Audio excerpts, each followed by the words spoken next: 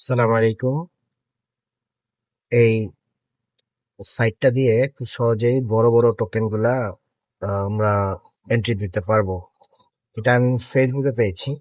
তো আমরা জানি বড় যে টোকেন গুলা দেয় সেগুলা 20টা করে ডিজিট দেওয়ার পর পরে এন্টার দিতে হয়। তো আমরা যে SMS টা পাই মিটার টোকেনের সেটা আমরা এখানে দিব। তো এটা আমি কালেক্ট করছি ফেসবুক থেকে, আমাদের আদি খান ভাইয়ের প্রোফাইলে শেয়ার করছিলেন। এটা কাজ করবে না সবার জন্য, এটা জাস্ট দেখানোর জন্য। এখানে মেসেজটা পেস্ট করবেন।